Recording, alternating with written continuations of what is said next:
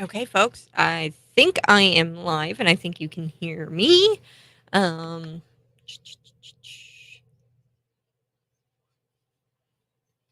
let's see.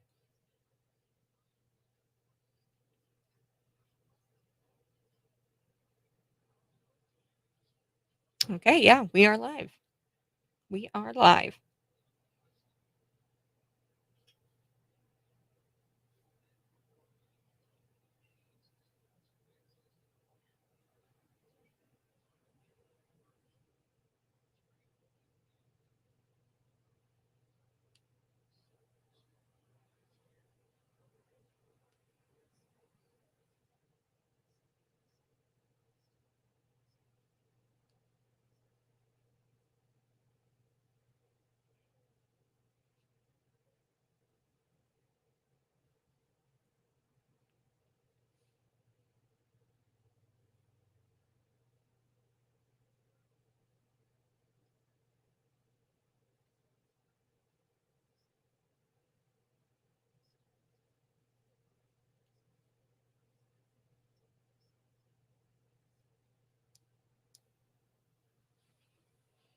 Good morning, folks.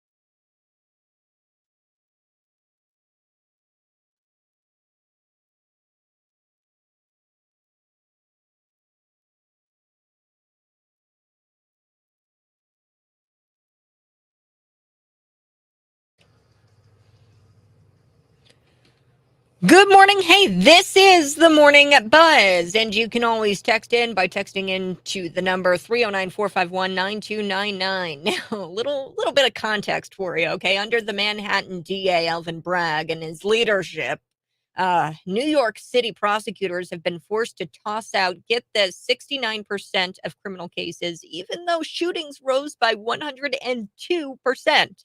And then murders rose by 51%, over 51% between 2019 and 2021. And this is the guy who wants to become the first prosecutor to arrest a former US president.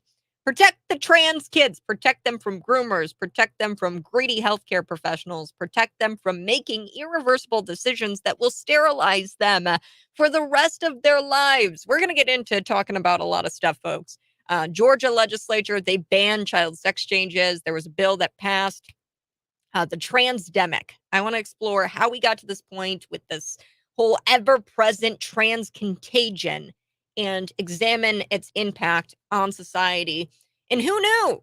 Because I'm a coffee drinker, apparently I'm inherently racist. There's an article out there, and they say that white people drinking coffee perpetuates the pillar of white supremacy. But I don't want to waste any more time because our Congressman, Darren LaHood, joins me here on the Morning Buzz. Darren, you there? I am, Kat. Good to be with you and your listeners. Great to have you on. We've got so much to talk about. First, let's go ahead and talk about this MQ-9 Reaper drone. Now, Darren, you have to bear with me here because I have no idea the differences between drones and planes, fighter jets, all that stuff. But it was over the Black Sea, and apparently there's an investigation there. And my first thought was, is there a war that's going to start breaking out? Is this the tipping point? It was big news for a little while and it kind of died off. But is there anything you can tell us? And being that you serve on the intel communities and about this investigation. I know that you're prohibited because of the whole national security thing, because that's kind of important. But is there anything you can tell us just vaguely about what happened there? Well, Kat, thanks. I do serve on the Intelligence Committee, and I can't talk about classified information or what we talk about on the Intel Committee. But what has been publicly reported and what you referred to is a couple weeks ago, there was a U.S. drone that was in international waters in the Black Sea. It was not violating any airspace for any other country. The public reporting is it was apparently taken down by a Russian aircraft in international waters. That's the facts that were presented at the time. That is a violation of international law. It should not have happened. But I think it highlights the aggression and the brazen attacks by the Russians as it pertains to the current conflict in Ukraine. To your question, am I concerned about a war breaking out with the U.S. being involved? I'm not. I think obviously we and our other like-minded allies have supported Ukraine in the conflict against Putin in the what I would call an unjustified and unprovoked war. Now, I don't think that they should have an open checkbook. I think we have to be very careful about any further funding. I did not support the funding in December of taxpayer money going there because I didn't think we had a full accountability. But I am generally supportive of making sure that Putin is defeated in Ukraine. You saw over the last couple of days that Xi Jinping, the leader of China, has been in Russia. There's nothing more that China would like to see than the U.S. to be defeated and freedom to be defeated in Ukraine. But the drone issue of the Russians taking that down, there's an investigation going on right now on exactly what occurred. But again, I think this highlights the fact that the Russians are being much more aggressive and are ramping up, their rhetoric and their adversarial approach when it comes to the U.S. Mm. Now, I want to ask and just press a little bit on this because, with the whole Nord Stream 2 pipeline being blown up, and I think that was in the Baltic Sea, everybody thought and everybody was saying that, it could have been the Russians who did it. And what if this is a similar case where we find out later down the road where, in the case of the Nord Stream 2 pipeline, people are now reporting that the US had something to do with that. Through this whole training, these divers, and they went down there during this summer training, I guess, and they were the ones who did it during that summer training. Um, I, I'm curious. What if it was the U.S. who provoked Russia into shooting that down? Well, I haven't seen the information that indicates that. I don't necessarily want to talk about hypotheticals. The information that came out recently by public reporting was that most likely the Ukrainians were the ones that were involved with the rupture of the Nord Stream pipeline in the sea, and that's what occurred. But I know there's obviously continued investigation going on. But listen, I don't think that should surprise anybody, Kat. There's an open war going on. It's the largest ground war since World War II occurring in Ukraine. And so there's lots of different things that are going on in that war. And the public reporting that Ukrainians or their militias were involved with that is again the information that's out there. I don't have any information that leads me to believe that the U.S. was involved with that. You haven't seen the Substack Seymour Hersh put out? I think his name is Seymour Hersh, the guy who suggested that it could have been the United States during that summer training, where I think it was a NATO training. He's an Yeah. investigative journalist. You haven't seen that?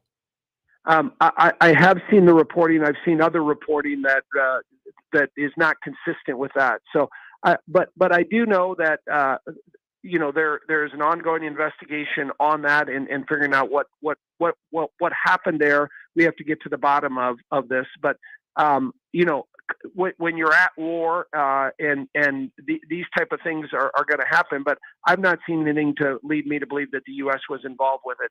There's contradictory evidence to that that has been publicly reported. Okay. Alrighty. Do want to shift gears here and let's talk about Alvin Bragg. This DA, you have experience as a federal prosecutor and a state prosecutor, correct? I do. So Alvin Bragg going after Donald Trump with this whole Stormy Daniels thing. What exactly?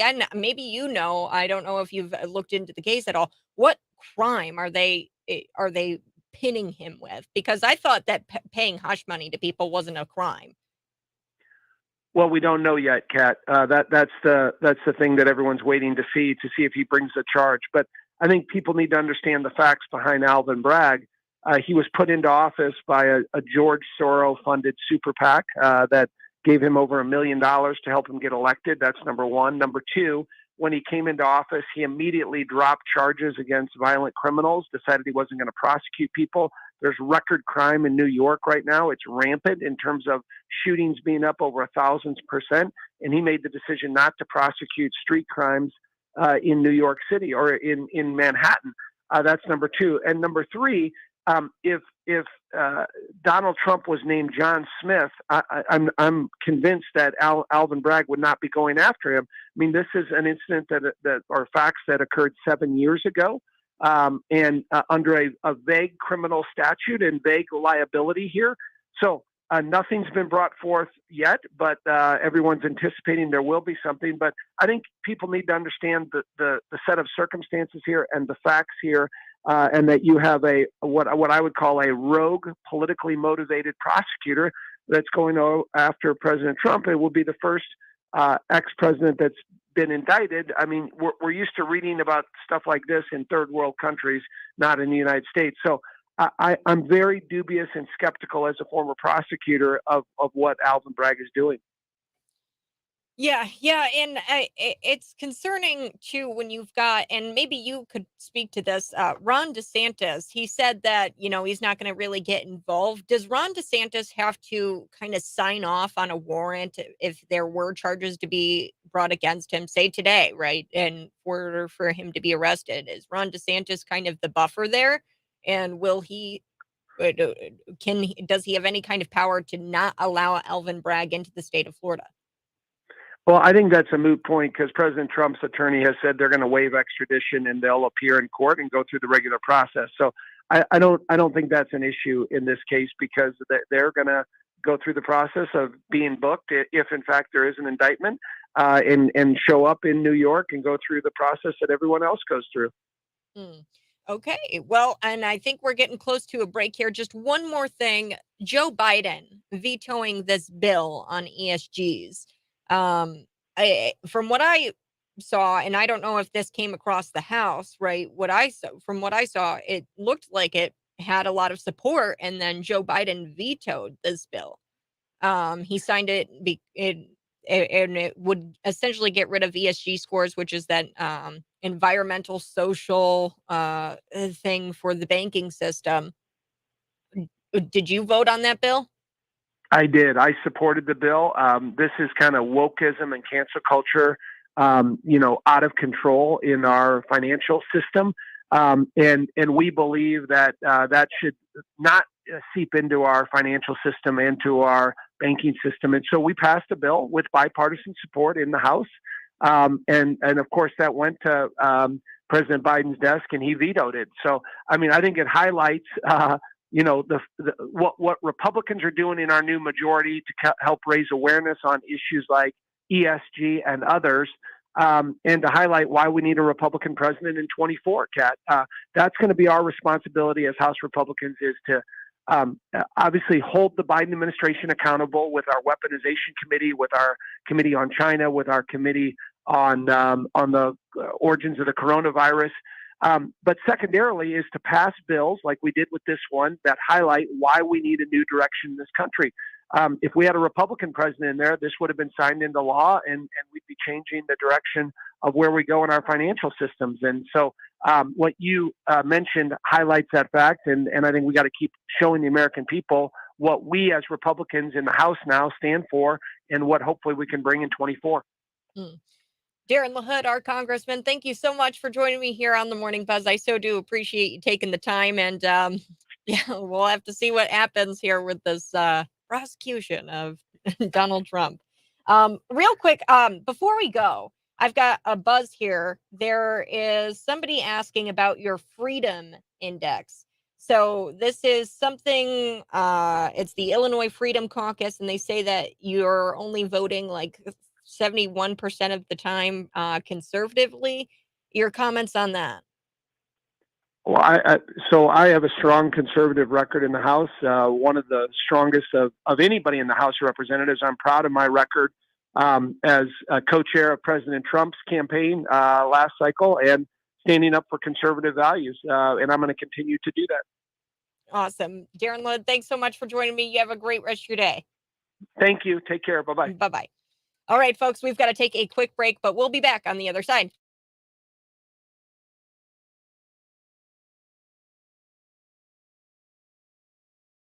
All right, folks, I think you can hear me. If you can hear me, then go ahead and send me a question in the comments here. I think I can see your comments. Um, uh, oh, taking a phone call. Here we go. Darren LaHood was on with me. The most probably interesting thing that we talked about in that interview was the Seymour Hirsch. Was the Seymour Hirsch um, article? It's a Substack, and Seymour Hirsch probably. I mean, I thought that the reporting was very factual. He brought out um, a lot of facts about Baltops 22. So it was kind of shocking to hear Darren LaHood say that he had seen it and that there's conflicting reports and that it was actually a Ukraine.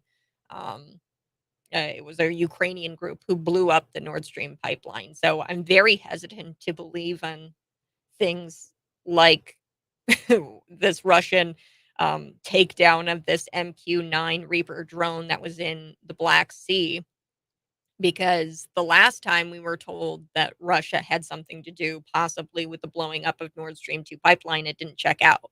So that's a little bizarro. Coming up, I am going to be talking about Georgia legislature and how they ban child sex changes. The bill passed. The transdemic. I mean, we have to explore how we got to this point with this ever-present trans contagion and examine its impact on society. Also, apparently, drinking coffee means that you're racist nowadays. Um, so we'll be back here in a little bit.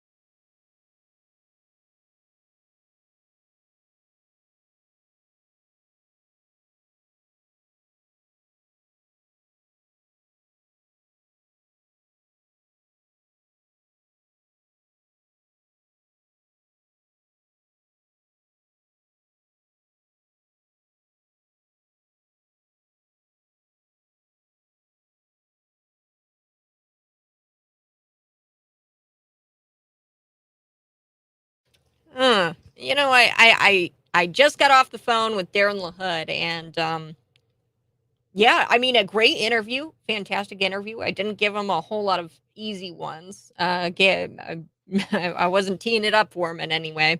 Seymour Hirsch, and I think that this shouldn't go away, and it should concern voters and listeners that Darren LaHood said that that was essentially disinformation and that information didn't check out.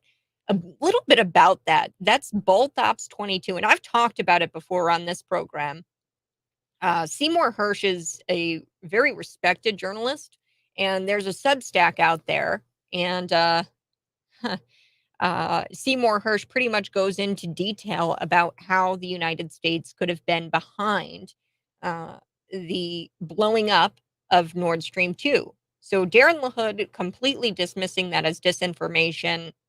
I think that there should be more questions pressed on House, on congressmen, on the president of the United States. Nobody's getting to the bottom of this. There were Navy divers, and they were operating under the cover of what was widely publicized. This is a midsummer NATO exercise, and it's called Baltops 2022, and it was in the Baltic Sea. And basically, what this investigative journalist has done is he's figured out that they might have planted these remotely triggering explosives during that Baltops 22 exercise and destroyed 3 of the 4 Nord Stream pipelines. And who was a part of all of that? That wasn't it was us. It was the United States.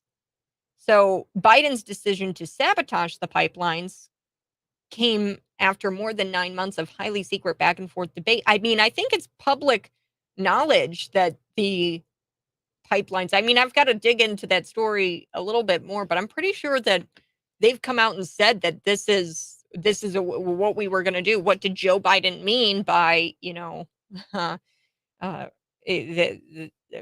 by what he said years ago about this pipeline? I mean, I don't know. I thought that was very interesting, and I think that Seymour Hirsch's Substack is very substantial, and to dismiss it like that, I don't know. And just to say that it was a Ukrainian group, 309-451-9299 said I was going to get to this story. So apparently, if you drink coffee, you are a white supremacist. So I've got the story here. It's coming out of afru.com. And this is weird. If you're a person of color, you know what I'm talking about. This is what the article reads. You walk into a new coffee shop and your senses are overwhelmed with whiteness, and you get a glare from the Karens.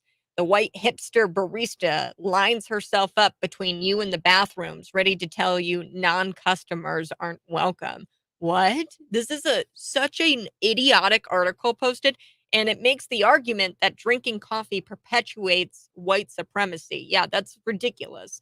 The ridiculous piece suggests that because coffee was created by Black people, if you enjoy drinking this stuff, you're helping the industry built on racism. The idiocy is never going to it's never going to stop being more idiotic. No, is it? So the article goes on. It says, if you have a white coffee drinking friend, he or she may have even let you in on the old coffee joke white coffee drinkers share with their people of color friends when their people of color friends aren't around. So apparently, this is a joke that white coffee drinkers say.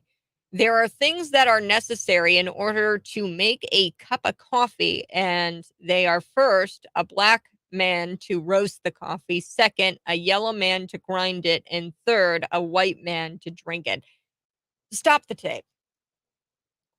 I just read for you this joke, I guess, that people say. I know numerous coffee drinking white people, and some of whom I my own family, right? My very close friends. I know a lot of coffee drinking people who are white.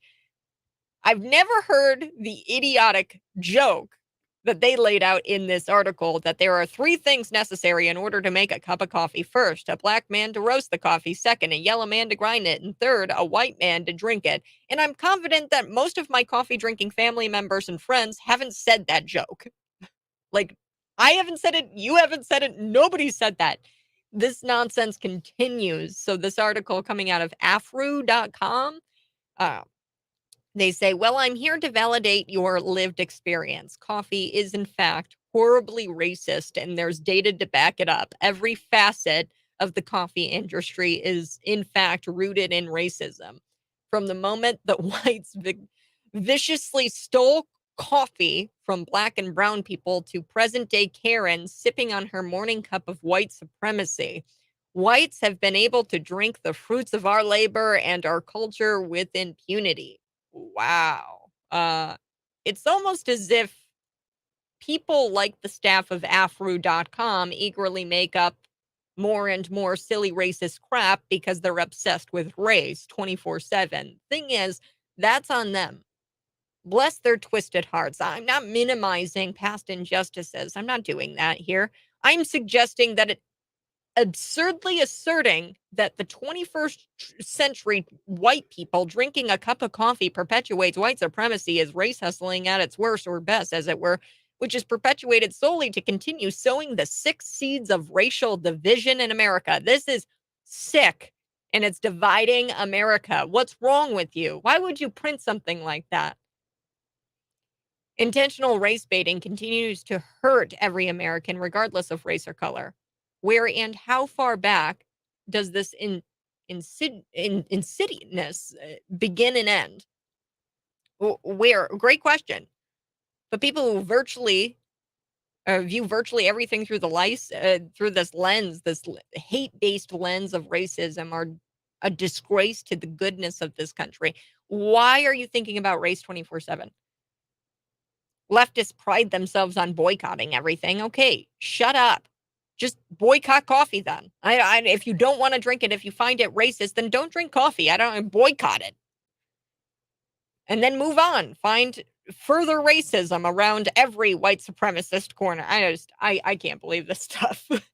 That drinking coffee is apparently racist now. If everything's racist, then nothing is racist. And that's a problem, folks. On the other side, we're going to talk about the Defense Department spokesperson, John Kirby.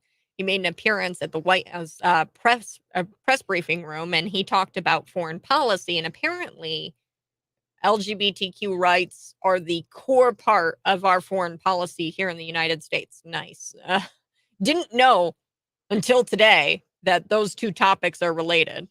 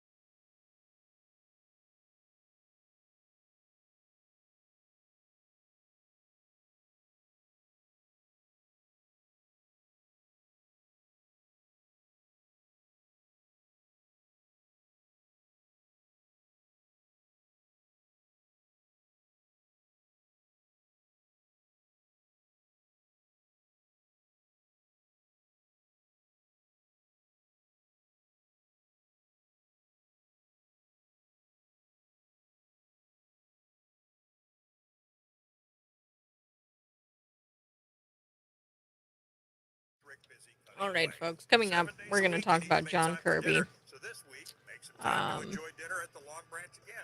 Whether you're in the mood for a steak, pizza, or Central Illinois' best tasting tenderloin, you're in for a delicious home cooked meal at the Long Branch again in Cooksville.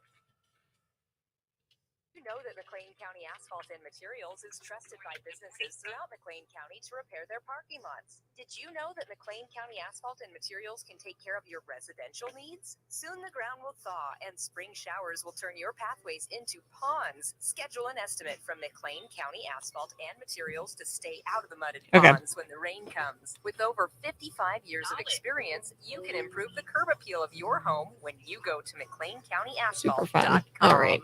Yeah, I am live and in studio. You guys can text in and throw your comments in the chat there. Also, be sure to like and subscribe. This is my first time going live, so be gentle. I'm trying to figure out how to share my screen with you guys so you can see John Kirby. And John Kirby saying that LGBTQ rights are a core part of our foreign policy, which is kind of interesting. Like, okay. And then also we're going to talk about Kamala Harris and how she wrote this letter to Dylan Mulvaney and, said, "Oh, I'm so proud of you for being a woman. And, you're on day 365 of dressing up like a preteen girl." And that's what we're going to talk about here coming up in just a little bit. I did talk with Darren LaHood this morning. Crazy stuff.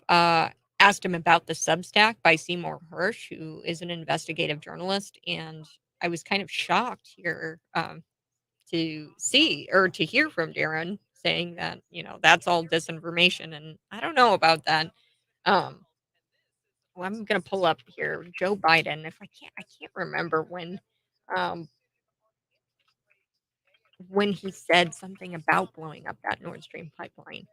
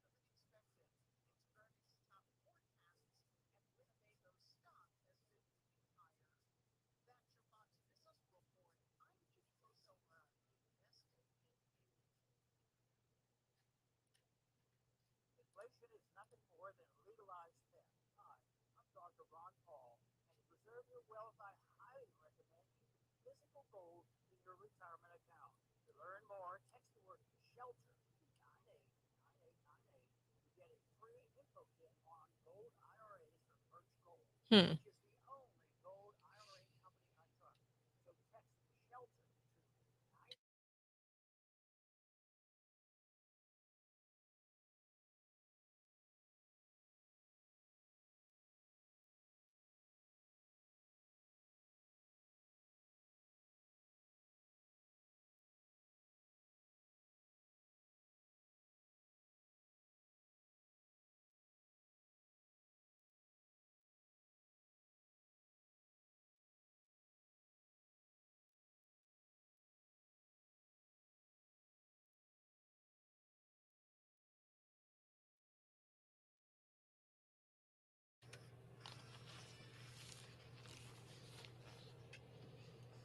Good morning, all.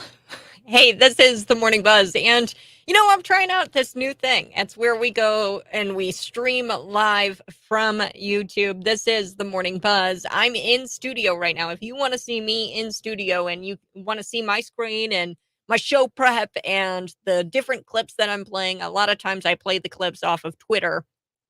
So you can see John Kirby right here talking about LGBTQ rights and how they're a core part of our foreign policy. If you want to do that, you can head to our Facebook page. There, I have posted the live stream to our YouTube. You can watch me live in studio on YouTube right now. If you type in Cities 99 TV on your YouTube, then you can see me live in studio and you can watch me unpack these stories as I go throughout the 8 o'clock hour. I'm gonna start this in the 8 o'clock hour, see how it goes. But be sure to like and share, subscribe, and throw in the comments. Throw in the comments things that you want to talk about, things that comments that you might have. I do want to play this audio here for you. This is John Kirby, LGBTQ people and their rights, and how that is the core part of our foreign policy. Didn't know that the two were related. Here we go.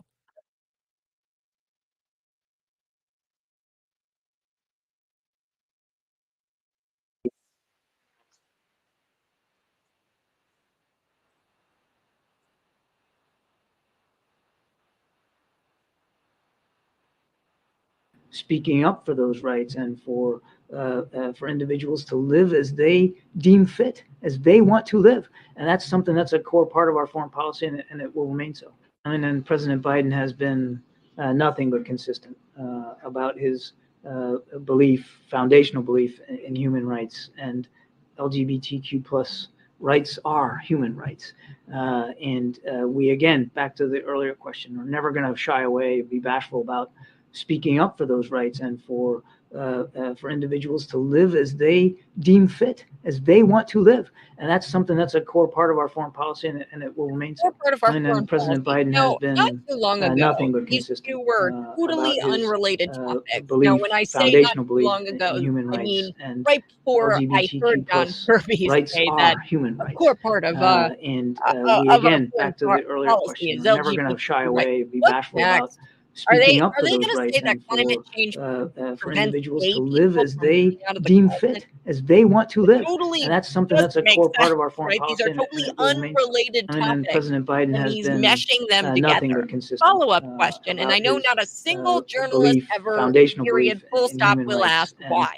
LGBTQ plus Why are rights are LGBTQ human rights a rights. core part of our foreign We, policy? again, back to the Should earlier they question, we're be never going to a shy core away, part be of our bashful foreign about policy? It doesn't speaking make up sense. for Can you those rights, and imagine if Russia and China for saying individuals to LGBT live as they IA, deem ABC, fit, DMT, as they Xavier, want to and live. all that And that's something that's a part of core our part of foreign our foreign policy? Could policy, you and it imagine will Russia remain and so. China? They've got one President goal, Biden has folks. been nothing but Their one consistent goal in their about foreign his policy is to spread belief, power foundational belief and to in become the human world's rights, and leading player. LGBTQ plus They are rolling rights around in are laughter human right now. rights. They're looking over at the United States, We, and they're like, again, "Oh, back that to the little earlier island off question, to we're the never west. going to shy away, be Those guys, bashful they just about have pink hair speaking and up for those they rights and talk about for LGBTQ individuals rights to live almost as the time. they They're deem fit, laughing. as They're they rolling want to around live. laughing. And that's something that's a core part of our foreign When policy, you and have it will John remain Kirby so. coming out and And saying President Biden statements has like this, been of course they're going to nothing be but laughing. consistent I do want to about play his another clip here. I've got belief, foundational Dylan belief in Mulvaney. human Now, you rights, guys and remember who Dylan is. Dylan LGBTQ is that plus rights TikToker are who human rights. shows up to the White House to We, talk to again, Joe back to the Biden earlier question, we're about never going to shy away, be trans bashful rights. about Now, this is one of speaking my up for favorite those clips rights from and Dylan. for Here's individuals Dylan to live Mulvaney. as they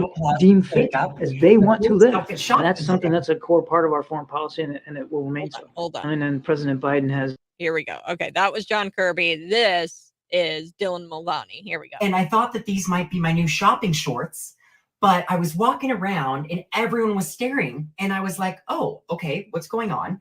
And they were all staring directly at my crotch.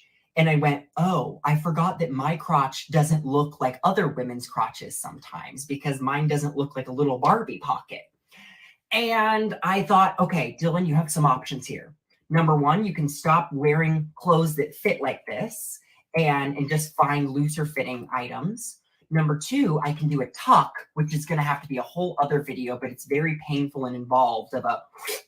Or number three, I just normalize it and I wear clothes like this, and we all just normalize women having bulges sometimes because we're coming up on bikini season, baby, and you might see a bulge or two. So normalize the bulge. We are normalizing the bulge. Women can have bulges, and that's okay. We're not going to stare at their crotches while they're wearing their little shopping shorts at the mall.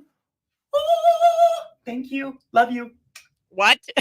So that was Dylan Mulvaney, and he's a TikTok influencer. He met with Joe, and they talked about transgender and women issues, right? And he recently celebrated his 365 days of being a woman. And when I say being a woman, what I actually mean is a grown man dressing up as a preteen and singing show tunes. That's his idea of what a woman is. And Vice President yesterday, Kamala Harris, Veep Mamala, she sent a letter to Dylan congratulating him on 365 days of being a so-called woman. And people have been out there saying that this letter is a hoax, and the Daily Mail actually, though, they're reporting that Dylan actually mentioned the letter in a TikTok, and the TikTok star's Instagram. So Dylan's Instagram has a picture of the letter. So she wrote this very heartfelt letter of gratitude to the trans-identified celebrity. And the letter addressed Dylan as Miss Dylan Mulvaney. Notice how I'm not calling him she, I'm calling him him because that's what he is. And she opens up this letter and she goes, "Thank you for courageously sharing your story and your journey. I appreciate your continued advocacy for transgender equality, including during your visit to the White House last year. Please let this be a hoax. Please let this be a hoax. I don't want this to be real. I want to come back later and tell you guys that this was just a joke. It's fake." No, it's not. I don't think so. Kamala Harris actually sent him a letter and said, "Congratulations on living authentically for 365 days. Oh my gosh. Men dressing up and acting like preteen schoolgirls. This is acceptable in behavior endorsed by our government. In reality, this is mental illness. Would you want Dylan to be around your daughters? Hell no." 309-451-9299, which brings me to this story. And I kind of want to talk about Georgia and this legislature banning these child sex changes.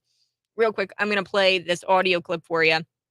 There's been a lot. So Tennessee, Georgia, Florida, a lot of legislation trying to ban these child sex changes. Let's take a listen. Hi, I was once a trans youth, and now I'm a happy 22-year-old trans adult student at New College of Florida. This is my health care. Ma'am? Okay. Don't tread on it. Senator Yarborough has militarized the Florida GOP into the genital Gestapo.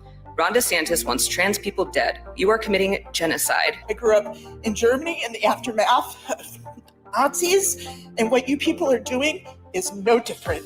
This is transphobic, it is cruel, and you really should be ashamed. What you are doing by signing this bill is an act of war. The way it is, as it is now, my people will die. And that blood, if you support this bill, will be on your hands. I'm 12 years old, I'm non-binary. If you pass this bill, many of us will die. I deserve to live as long as all of you. We are humans too. What? So Georgia, they just came out with this bill, and what this bill does, it bans doctors from prescribing cross-sex hormones. I don't think the bill goes far enough. They don't ban the use of puberty blockers to treat gender dysphoria. They also have like this loophole in the bill that says, medically necessary. You can give treatments to trans kids if it's medically necessary. When I come back on the other side, we're going to explore how we got to this point with the whole ever-present trans contagion, and I want to examine its impact here on society. Then, a little bit later, the show's almost done, folks. Show is almost done. You're going to want to tune in via our YouTube live. I've got a live stream going right now. You can go to our YouTube page, see me live in studio, and you can see all of the stuff that I'm reading for show prep on my screen. I've got so much stuff to get to. It's getting close to the end of the show. Text in 309-451-9299.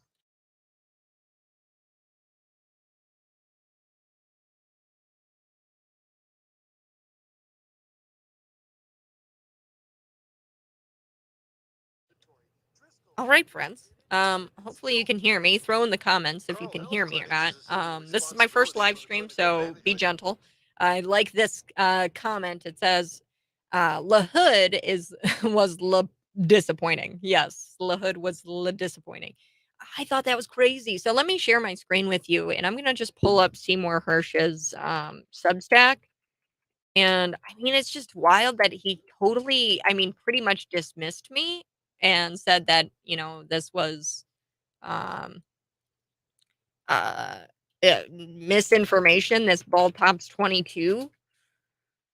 Um U.S. bombed. Yeah. So here we go. Seymour Hersh talks about the Nord Stream 2 pipeline. That's the audio. I'm looking for the actual Substack. Bulltops 2. Yeah. Yeah, this was really kind of wild. That Bulltops 22. Let's see. Okay, here we go. Okay, I'm going to share my screen here and we are going to present and I am going to share my screen. You guys have to deal with me because I am really trying to do this correctly. Okay, so I think let me know if you can see the Substack. So I've got it here and it says the United States Diving and Salvage Center can be found in a location as obscure as its name.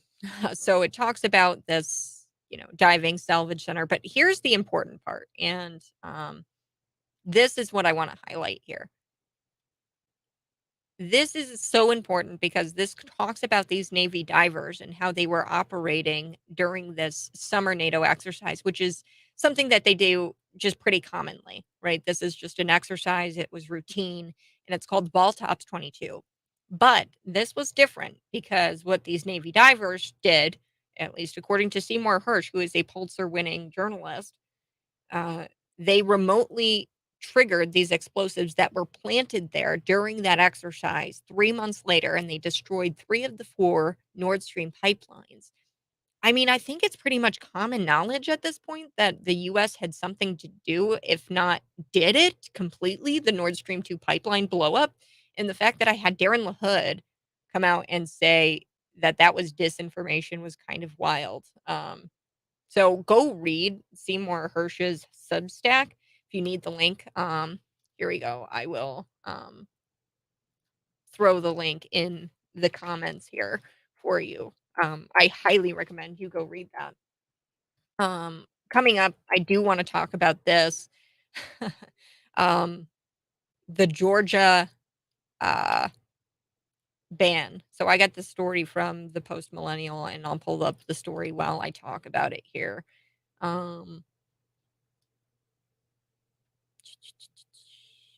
Which is huge. I wish we could do this in the state of Illinois, but we can't and we won't. Because JB and Jennifer Pritzker is living out a fetish. It's basically JB dressed up in drag. I am going to share my screen here with you. Present, stop sharing, and then present, and then I'm going to share this part of my screen. Share screen. Here we go. Share. So yeah, we're gonna be back here in just a little bit, but stick around and share this with your friends. Be sure to like, subscribe. I appreciate you guys. Bear with me. This is my first time streaming live, and there's a lot of things I'm dealing with the live stream, dealing with the radio. So this is new for me. And if you like it, please let me know too.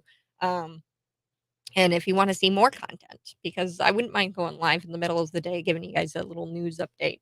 And you can always text in to 309-451-9299 and I can read your comments on air.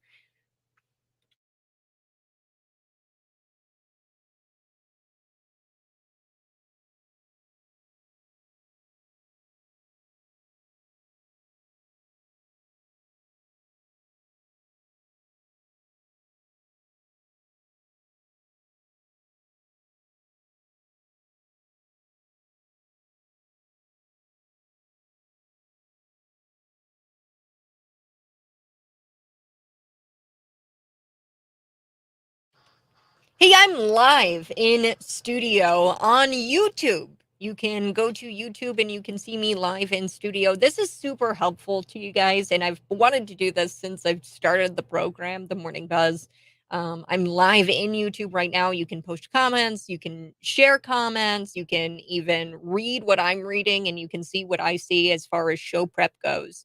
I'm going to get into this Georgia ban here. This legislature, they banned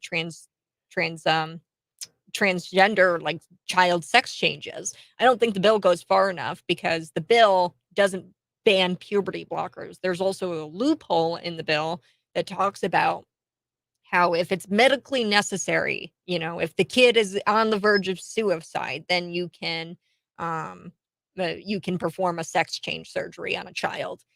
And I don't think the bill goes far enough, but I digress. Okay. First, I want to read a couple of these buzzes. 309-451-9299. Do you think Russians suspect that Biden blew up the pipeline and that's why they took our drone down? So recently, we have this MQ-9 Reaper, and it was taken down out of the Black Sea. It was flying above the Black Sea, and it was taken down, and they had taken all of the remnants of this MQ drone Reaper thing, 9 Reaper. I don't know. Yeah, so that could be it.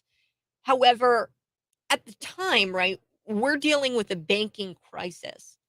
We're dealing with the ESG scores, the diversity fallout, Silicon Valley Bank, right? We're dealing with an economy that is just completely broken. And what happens every single time the economy starts to crumble? War. This is what happens every single time. And when I saw that news come out, I was like, they're going to start another war in order to distract us from the financial crisis. If things are going bad in the banking system, the answer is war, war, war. So I wouldn't be shocked. This is speculation. I am not an intelligence community, and I asked Aaron LaHood. He said that he suspects the Russians had something to, and that is something being investigated, and he couldn't discuss a whole lot about it because it's national security. But then I pressed him a little bit and I said, look, Baltops 22, right? This Nord Stream 2 pipeline, everybody said. I mean, let me just pull this up here real quick. I've got this article from CBS, right? President Joe Biden coming out and saying that the Nord Stream 2 pipeline, gas pipelines were a deliberate act of sabotage, rebuking Russia's claim that the West was responsible for the explosions. So this was back, oh gosh, in 2022 September. So Joe Biden came out and he rebuked the fact that the US blew up the pipeline. Here we have Seymour Hersh in all of his reporting, and Seymour Hersh says that we blew up the pipelines because of this Baltops mission, 22 mission. And I pressed Darren LaHood on that a little bit, and I said, look, Darren, we were told that the U.S. did not blow up this Nord Stream 2 pipeline. And it turns out that that's not the case at all, right? We might have had something to do with it. And he said that's actually disinformation, or there's nothing consistent that lines up with Seymour Hersh's reporting. So that was kind of interesting. I did want to talk about that. But yeah, to answer the buzzer, I do think that, maybe Russia is bound to poke back because we blew up that pipeline. But I don't know. I have no idea. It could have been us provoking Russia even further to try to get us into a war and to spark some sort of distraction from the financial crisis that we're currently in. That's going to do it for us here on the Morning Buzz. And like I said, you can always go to YouTube and see me live in studio in the 8 o'clock hour every morning. But I'll be back at it 6 a.m. to 9 a.m. Up next after me, it's Glenn Beck.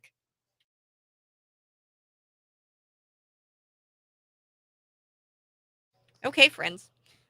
Because I ran out of time on the radio show, I will run through this story. I've got my shared screen up here for you, and I will finish the story out. But the Georgia legislature, they banned these child sex changes, and the bill passed 31 to 21 along party lines, 4 non-votes. Now, the transdemic, I want to talk about this because I think a lot of people are asking the same question I am. How did we get here? Now, Georgia has become the latest state to pass a bill banning doctors from prescribing these cross-sex hormones. And this is according to the Post Millennial. This bill passed, they amended it. And then basically what it does, it allows for doctors to be sued civilly and criminally for violating the law. And this bill passed, and it's on Governor Brian Kemp's desk, and he's expected to sign it. Now, I don't think the bill goes far enough because there's parts in the bill that talk about prescribing puberty blockers. And that it doesn't ban that. So doctors can still prescribe puberty blockers. Now, some say that, a doctor won't prescribe puberty blockers to a kid if they can't put them on cross-sex hormones. So the bill seems to meet the intent there, but there's also a part in there where it says that treatments can be deemed medically necessary. So if a kid is on the verge of killing themselves over the fact that they can't be a girl, right? A boy can't be a girl or vice versa, then that could be a loophole doctors use. So I don't think it goes quite as far as I'd like it to, but bottom line, I think it's important to talk about what's going on with this so-called trans youth and trans kids. I think it's total fiction.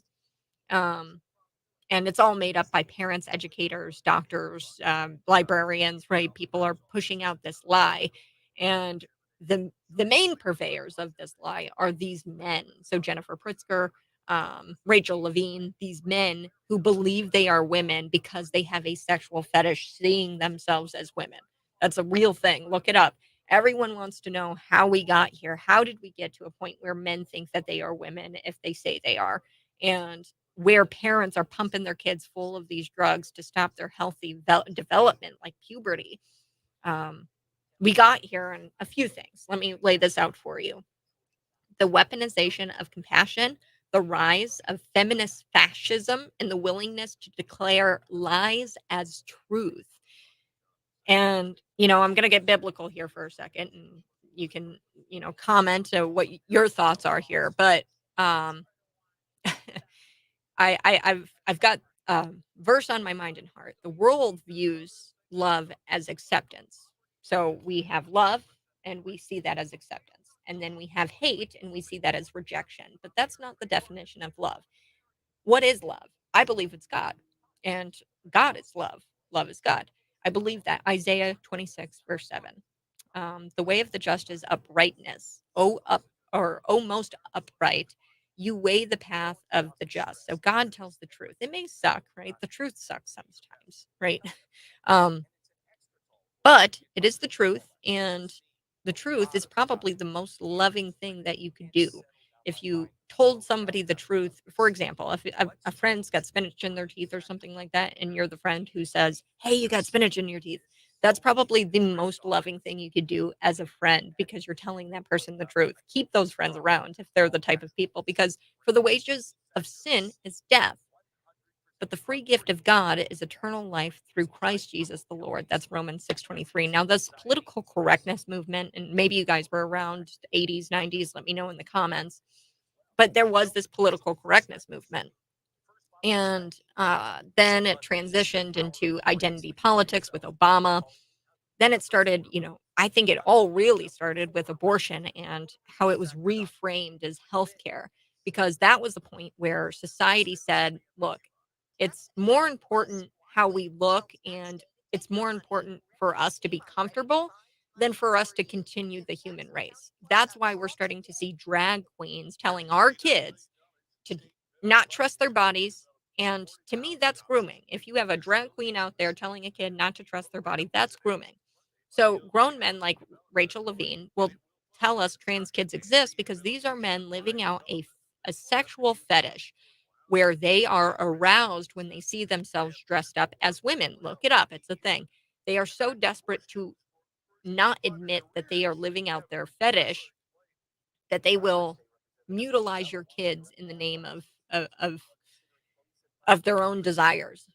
Universities like Illinois State have adopted and internalized these ideas, and they pump out these graduates who seek to destroy our culture in the name of liberating it. That's what's going on, and so apparent in this one story. Let me pull it up here real quick. This teacher out of Hayworth, she recently was placed on administrative leave, and it's incredible. She was showing a porno, like a porn movie. Um, uh, it it's called the Pornhub the movie, and it talks about a documentary between Pornhub and really it's like a. Uh, Let me share the screen here. Share screen, and then I'm gonna do this. Share. Okay, go read this and go like the story. Now, this Hayworth teacher, she came out of Illinois State and she's a graduate and she's got a master's degree. And I was talking about these that, people destroying our culture in the name of liberating it. She's an activist, and she's a product of university indoctrination, and she's teaching college students currently right now, and she was showing pornographic material to these children and encouraging them to explore it as suggested reading, a part of her Reading Mondays. Now, educators see themselves as activists. It's not just them either. It's doctors, it's librarians, and they are serving a mission. And we know, you and I know, that we cannot serve two missions. We cannot serve two masters. We can only serve one. Do have to go. But tomorrow morning I will be live in the 8 o'clock hour. Be sure to like and follow and share this video out with your friends. And you guys have a great rest of your day. Bye bye.